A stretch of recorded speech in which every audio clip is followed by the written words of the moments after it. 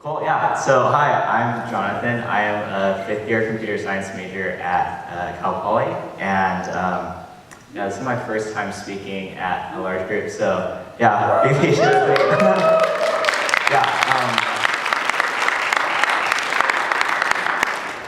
Yeah, so this talk is sort of going to be like one of those math lectures where your teacher has like the main point, right? And then they go on like this tangent and like, what the heck is he even talking about? And then he brings it back to the main point, and yeah, so hopefully you can follow along. And yeah, so the theme of the quarter is kingdom culture. And yeah, when I was asked to speak last week, I was thinking like, what is kingdom culture? And the first word like that we need to define is what is culture? Because like kingdom, super easy, just Jesus, right? And so what is culture? Yeah, this past week, I've been going through the book Emotionally Healthy Leader with my disciples, and yeah, we were reading the chapter from, did I say the title already? Emotionally Healthy Leader, the chapter on culture and team building. And yeah, the author, Peter Scazzaro, he defines culture as the imprecise something, the invisible presence or personality of a place that can be difficult to describe without actually experiencing it. It is the sum total of the learned patterns of thought and behavior of any given group. And culture is what human beings make of the world. And so, yeah, first, when I read the first sentence, I was like, how the heck am I supposed to describe something that's imprecise, that is invisible, that's difficult to describe at all? And so like, what is culture? And then I read the part where it says, it's a place that's hard to describe without actually experiencing it. And so kingdom culture, what is that? That is a place that you need to experience the kingdom of God first, and then you can come and then steward the kingdom of God. Just to, wherever you're at. In this case, Epic. So Epic has the epic culture. This is a circle, by the way.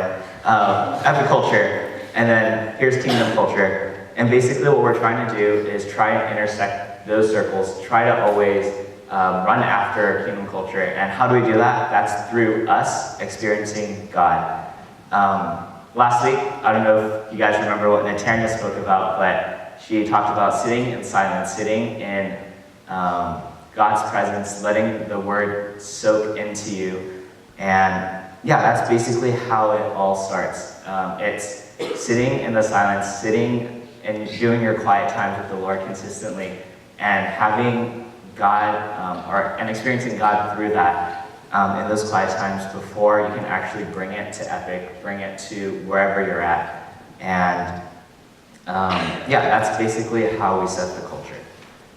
And so, yeah, I was looking at, or when I was first asked to speak last week, the verse that came up to my mind was Mark 1:40. And this was like a verse that I think God like really put on my heart before the Hilo trip. And yeah, it really helped me during the Hilo trip. Before we get into Mark 1:40, I just really wanted to reiterate again, Mark 1:35 actually says, very early in the morning, while it was still dark, Jesus got up, left the house, and went off to a solitary place where he prayed.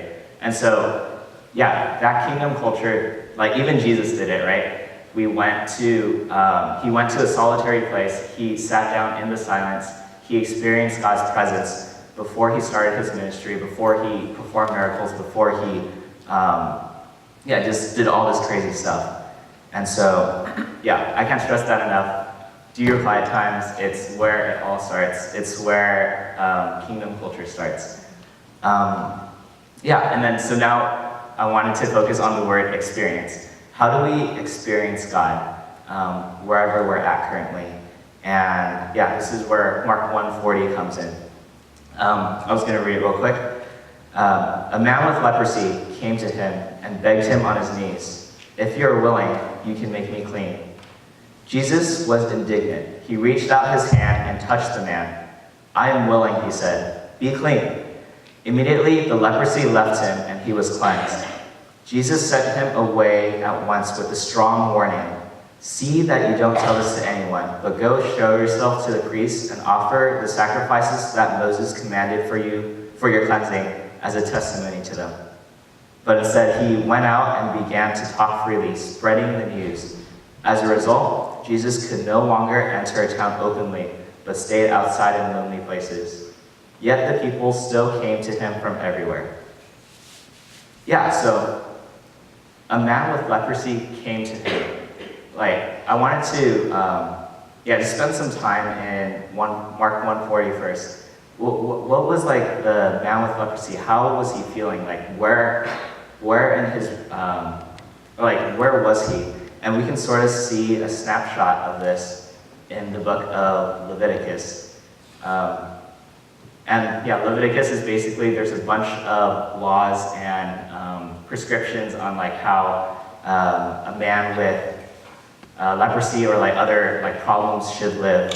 And in Leviticus 13:45, this is referring to a man with leprosy. It says, anyone with such a defiling disease must wear torn clothes, let their hair be unkempt, cover the lower part of their face, and cry out, unclean, unclean.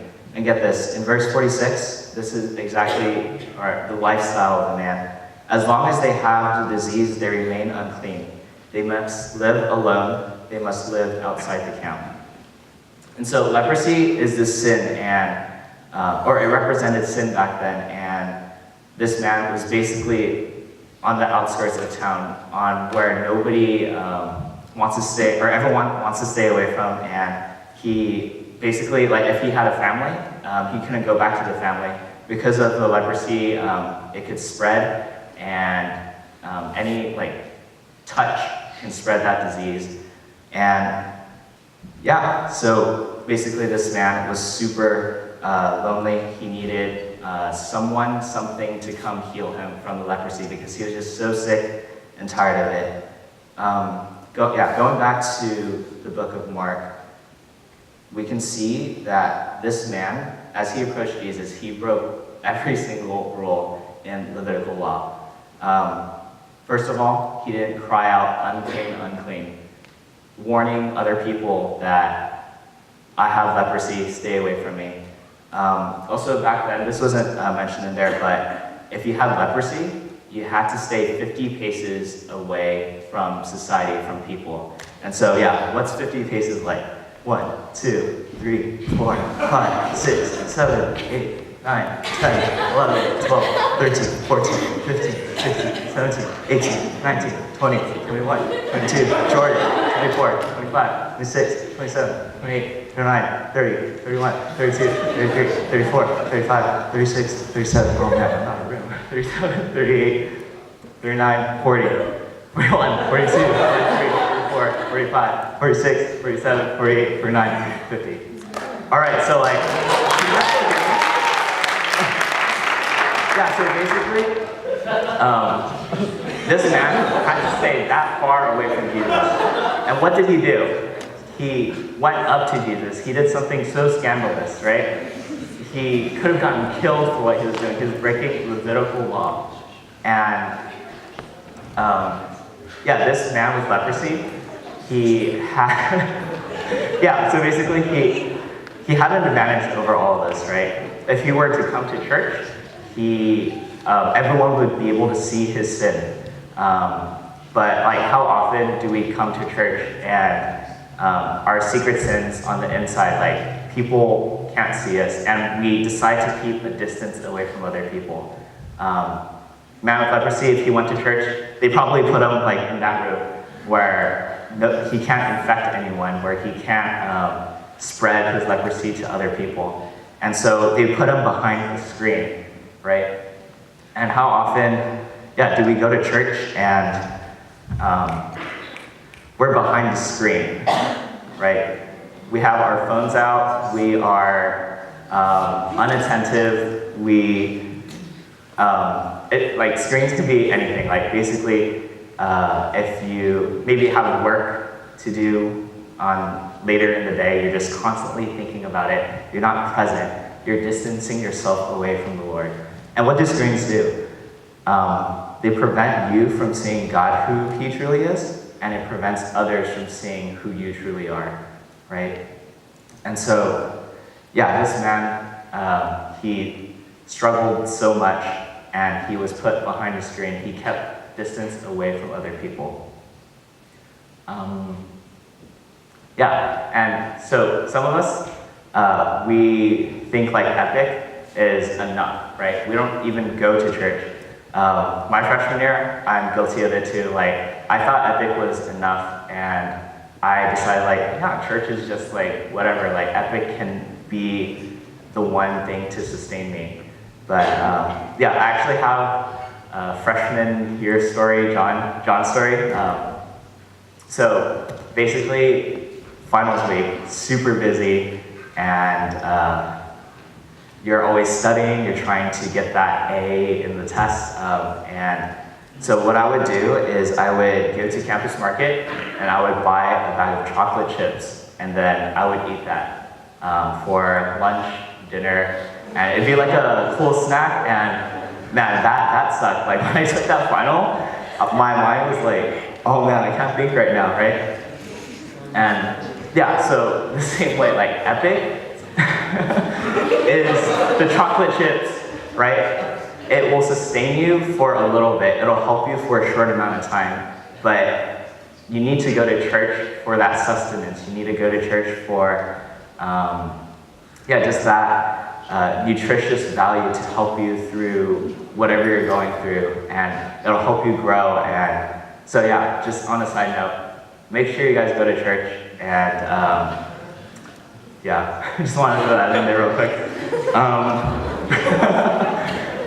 Yeah, so there's this man with leprosy. He's 50 steps away, and he hears about Jesus. He wants to get healed. That first step that he took towards Jesus, that first step must have been the hardest step, right? Walking towards Jesus, walking towards doing consistent devas, walking towards worship, right? And like, as he walked closer and closer, right? What doubts must have been coming or going through his mind, right? He was breaking Levitical law. They could kill him for walking towards Jesus or walking towards society and not screaming unclean, unclean, and yeah, just breaking all these rules. And yeah, when he was there, those 50 steps, was it those 50 steps that got him healed? In here, or in Mark 1:40, it wasn't those 50 steps that got him healed. It was the 51st step that got him healed. What did he do? He came to him and begged him on his knees. He got down on his knees, that 51st step. And he said, if you're willing, you can make me clean. And yeah, basically, where are you guys like in your walk with God? Walking towards worship, devotion, walking towards kingdom culture. Are you experiencing God for who he truly is? Or are you at step 0, all the way back, behind the screen, hiding behind your sin, your addictions, your pain? Or are you walking towards Jesus right now and you're doubting God and you want to just go back behind the screen where it's safe? Or maybe you're at that 50 step and you're struggling to take that 51st step where you really want Jesus to come heal you. Yeah, so where are you in that? And then, yeah, basically those were all the other points. And so now I'm going to bring it back to kingdom culture. How Jesus responds in the story is basically kingdom culture. What did he do? Jesus was indignant. He reached out his hand and touched the man. I am willing, he said, be clean. Immediately the leprosy left him and he was cleansed. And so Jesus, he felt for the man. He felt compassion for the man. He became what the man needed. In verse 40 it says, if you are willing. And Jesus said, I am willing. And so here we hear another name of Jesus, right? We always hear that Jesus is the way, he is the truth, he is the life. But in this man's season, the man needed someone that was willing, and Jesus became someone that was willing to heal him. And so, yeah, I want to let you guys know that we won't ever be the person that can satisfy someone else's needs and wants, right? We can come close for that person's season, but the only thing we are is we're a signpost. We have to point them towards God, towards Jesus, because he's the only one that can satisfy and redeem and heal a person. Yeah, so this man just like felt an experience of God. Just the man who hasn't felt touch in so long, he was touched by Jesus. And yeah, that's why I love Jesus so much, because like Jesus is willing to feel for you. He's willing to go the extra mile for you. Yeah, I wanted to first talk about a short little testimony from my vision trip in Hawaii.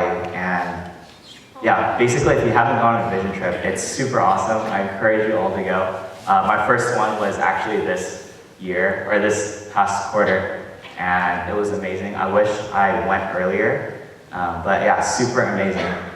But basically, on Wednesday in the week, it started pouring, and we were supposed to go to this place called Coconut Island to share. Go evangelize, show Jesus love, but because of the rain, we couldn't step outside, and so instead, we went to a Walmart.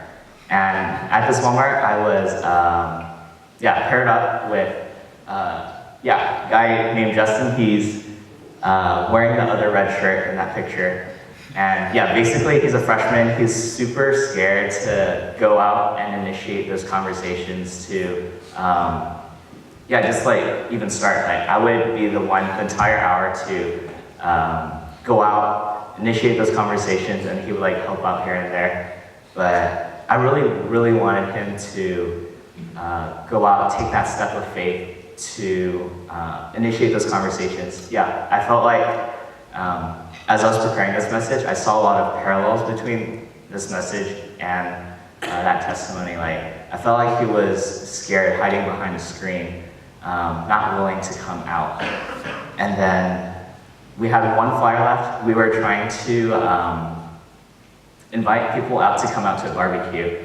And so we had one flyer left. I said, Justin, this is like your time to shine. Like, you need to go out and initiate that conversation. And so he's like, fine, okay. So we walked to McDonald's, and we see a guy wearing a bright orange jacket. And I thought, man, I've heard like so many testimonies where it starts with bright colors and people wearing bright colors. Oh, we should go talk to them. And like those stories, like always come out really great. So basically I was pushing Justin to take that first step towards God, towards sharing God's love. And yeah, so as he took that first step and I followed him behind him, like all these thoughts came flooding in my mind, like, man, all these doubts, can Justin really do this? Like, can he successfully start a conversation and then like end up praying for this person? And so we go up, talk to this person. He has his McDonald's, his fingers are full of sauce, and he's just like licking his fingers, like gross, like I don't want to shake this guy's hand. But Justin introduced himself, he introduced me, and he was like mumbling the entire time. I'm like, man, I can't even understand what he's saying, like, and I'm saying right next to him, how's this guy gonna understand? He's just gonna say like, nah, let me enjoy my meal in peace, like, go away. But like, I really saw Jesus move, because that 51st step of Justin initiating the conversation, of taking a step of faith and really trusting God to just really, wanting to share and invite him. We were able to sit down with him, talk to him about faith. So the man was from Ohio, and he recently divorced his wife. He came to Hawaii to start a new life, and he was really, really struggling with, just like finding a job, he was like a tech company, working at a tech company before, and he was trying to find like a tech job, and there aren't a lot of tech jobs in Hawaii, and so yeah, he was just struggling in a really hard place.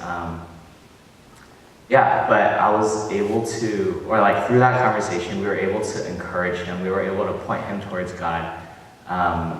He used to go to church, but he didn't go to church anymore because like the church wronged him a long time ago. And so he's like, man, yeah, church is just whatever. I pray every now and then. But yeah, we were able to just like let him know like there's a God out there. No matter how far, how distant he is, he still loves you.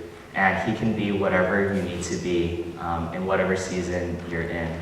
And yeah, he gave one manly tear. And yeah, that was it. We prayed for him. But the craziest part was that man was at Coconut Island before, which is the place we were supposed to evangelize at before it started pouring. And so yeah, I could definitely see God in the entire story. And not only did was he able to experience a little bit of God, but we were also able to experience a little bit of God through that. And yeah, that was super cool. So taking steps towards God, taking those bold steps to, whatever it is, whether it's talking and sharing your faith with another person, whether you need to go to church, whether it's doing consistent devos, doing worship, and bringing that kingdom culture of God down here in Epic.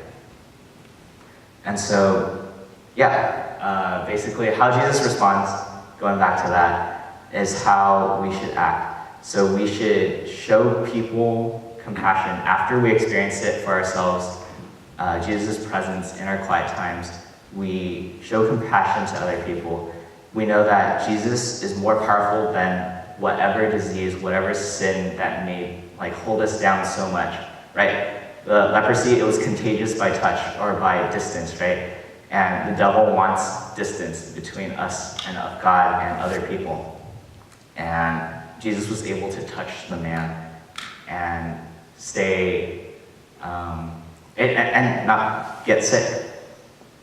And so verse 43, 44, and 45, it says, Jesus sent him away at once with a strong warning.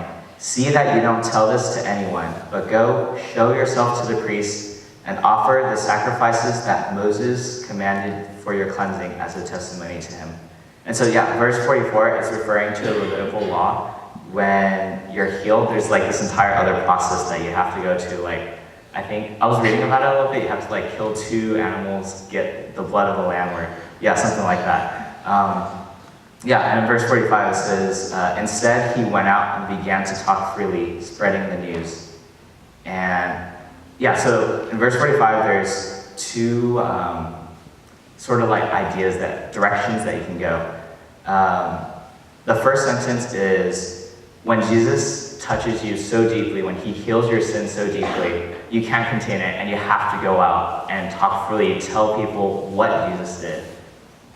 And then the second sentence, as a result, Jesus could no longer enter a town openly, but stayed outside in lonely places. And do you guys see that? That's just the gospel right there, right?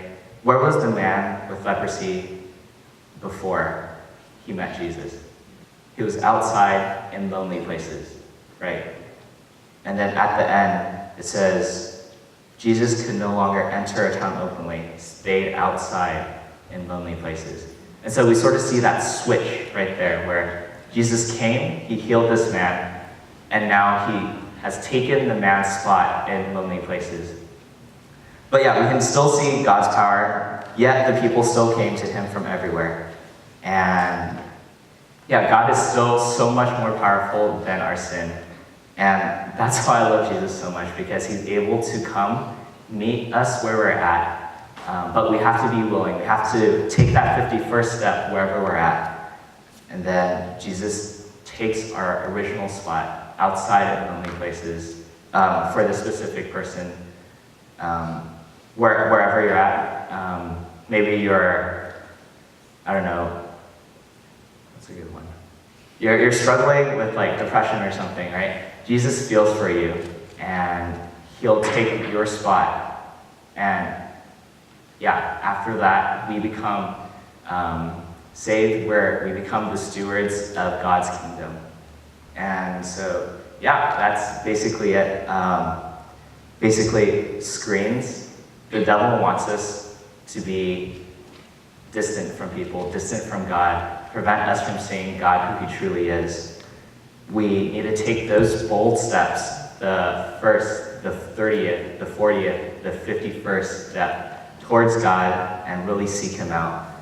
And then once we experience God through that, we're able to steward his kingdom culture here, where we're able to show compassion for people, where we're able to meet people where they're at, knowing that we're only a signpost to point them towards Jesus, because Jesus is the only one that can heal everyone. And yeah, so I'll have a couple discussion questions.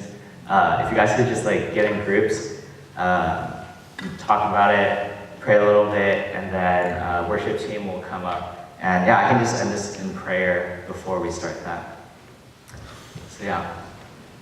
Yeah, God, I just thank you so much for this time, this space where, yeah, we can just learn more about how to bring your kingdom culture into our lives within Epic, God. And yeah, it's always a process, taking those bold first steps towards you.